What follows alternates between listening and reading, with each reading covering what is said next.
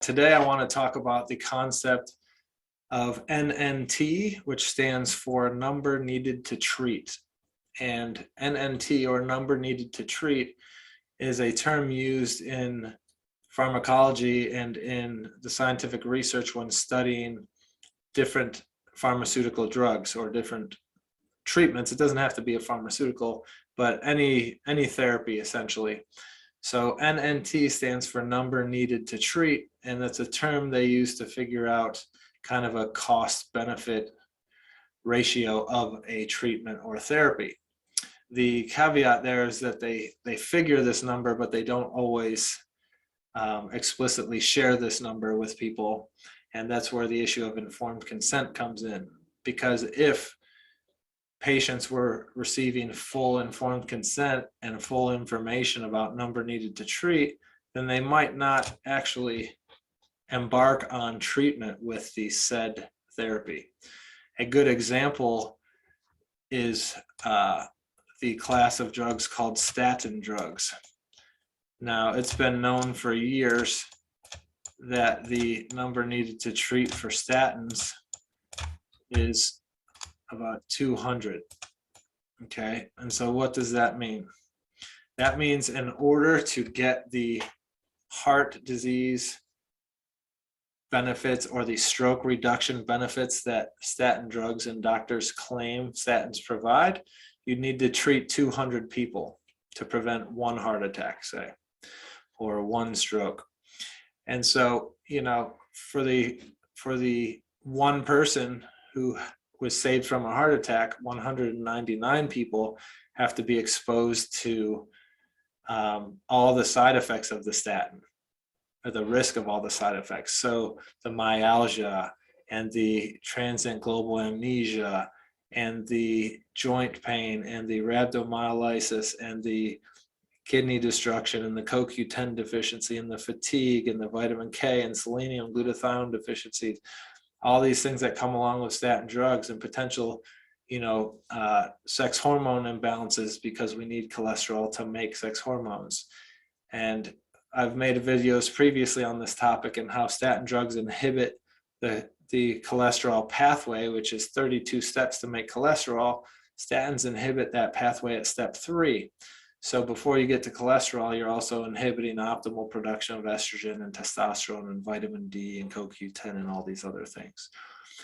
So, when the doctor sees that your total cholesterol is 206 and tells you your cholesterol is too high and wants to put you on a statin, they don't also tell you the number needed to treat, but that's a question you should ask whenever a medication is recommended for you. Okay, doc, well, what's the NNT? And then, their head will explode because how the heck do you know that, right? But the NNT helps you, is one part of informed consent. And informed consent is, as doctors, we're legally supposed to give you the benefits, risks, and alternatives of any treatment. So here are the benefits to using the statin, or the potential benefits. Here are the potential risks of taking the statin. And here are alternatives that you could try. And so as part of the risks, NNT, if it's known about a certain therapy, should be included. And, so the statins is 200. So 200 people need to take it to prevent one heart attack. Not a great ratio. Wasn't planning on giving you that much info on statins, but it just came out. So there you go.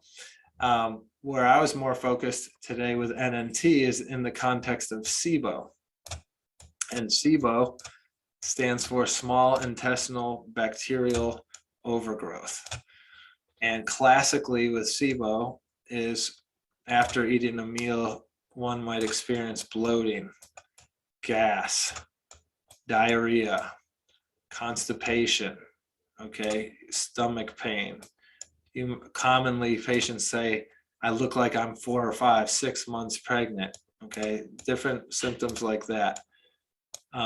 And SIBO is a common cause of these things. And, if you've had SIBO and you go to a conventional medical doctor, they're likely going to try and diagnose you with a breath test. So what they do is there's a couple different breath tests they can give you. And essentially, You drink this sugary solution, and the difference in the test is what sugar you're drinking.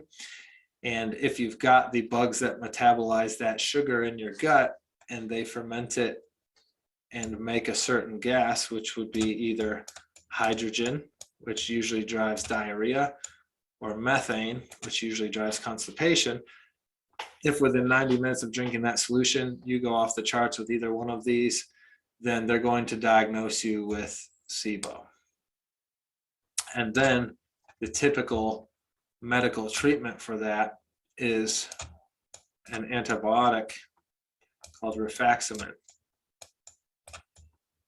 And Rifaximin is not inexpensive at all. It's about $2,000 for a 10-day course. So they're telling you, you know, you've got SIBO based on this breath test. Give us $2,000 and here's a 10-day course of an antibiotic. All right, well, $2,000 for 10 days of treatment that may or may not work is a high price. What question should you ask? Hey, doc, what's the NNT? What's the net number needed to treat for Rifaximin? And that number ends up being 11.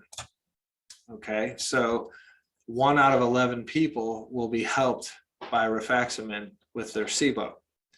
The other 10 people who weren't helped just blew $2,000 and end up after 10 days with gas, bloating, the diarrhea or constipation that they had, and likely potentially an even more messed up gut because they just took an antibiotic. And if you know about SIBO, experience SIBO, read about SIBO, it's very common for people to not respond well to the antibiotics and, you know, still have SIBO afterward. So what other options are there? Well, for gastroenterologists who, you know, are open-minded to options other than drugs, peppermint oil is a researched and effective treatment for SIBO. And the NNT for peppermint oil is, drumroll, 3. So peppermint oil, how would that help with SIBO? It's an antispasmodic. So, you know, for the SIBO or the IBS-D patients with diarrhea, peppermint is very helpful in helping the gastric spasms that may be associated with diarrhea. It's anti-inflammatory. It helps promote barrier healing. It's got all kinds of positive benefits to it. And it's got a number needed to treat of 3. So 1 out of 3 people are going to respond there. And peppermint oil, you know, you can get on, you know, $10-20 versus $2,000 for a 1 out of 11 treatment. So SIBO, or you could say IBS, which the two are very similar. If you don't have a positive breath test, they'll call it IBS, essentially is the difference. What I want you to understand about the breath testing is it's very common to have false negatives there. So just because your breath test was negative doesn't mean you have SIBO, or doesn't mean you don't have SIBO. It might just mean you don't have bugs that metabolize the specific sugar that you drank, okay?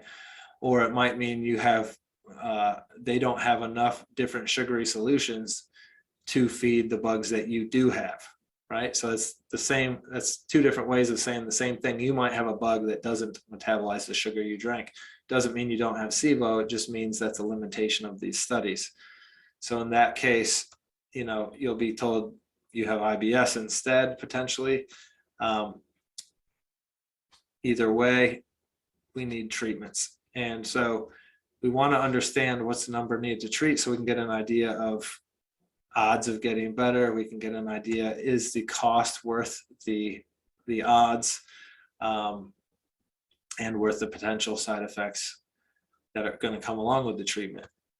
Another angle for the SIBO IBS picture, specifically the SIBO picture, if you're using Rifaximin, NNT's 11, there's been a study that looked at natural antimicrobials for treatment of SIBO. So we'll just say natural antimicrobials. And they did a head-to-head study of 2 weeks of rifaximin or 10-day course of rifaximin versus 10-day course of natural antimicrobials. And at the end of the study, the natural antimicrobials were equivalent, if not slightly more effective for SIBO than the rifaximin was. And then they took it further and said, well, what about patients who failed rifaximin? What if failed rifaximin patients are then given the natural antimicrobials? And a certain percentage of those failed patients recovered with the natural antimicrobials. So, again, when you're in the conventional model and you're suffering from SIBO, for this example, and a medication fails, oftentimes, if you're not someone who's seeking out other, alternatives to conventional medicine, you're crushed because you're like, well, I just spent $2,000, I'm not better. Or even if it was a cheap, inexpensive antibiotic, you're not better. You're still, sad and maybe losing hope. Well, potentially, even people who failed with the antibiotic treatment can succeed with the natural treatment. And there's at least one head-to-head study there showing that. So don't give up hope. Seek out a practitioner that can leverage natural methods to potentially decrease your risk of negative events or no response, and potentially increase your risk of positive response and healing based on natural methods. So NNT, number needed to treat. If you're moving forward with a conventional medical treatment, ask what the NNT is. It's not known for everything, but oftentimes there is one for pharmaceuticals because of the studies. That's one key bit of data they like to know about the pharmaceuticals they're studying.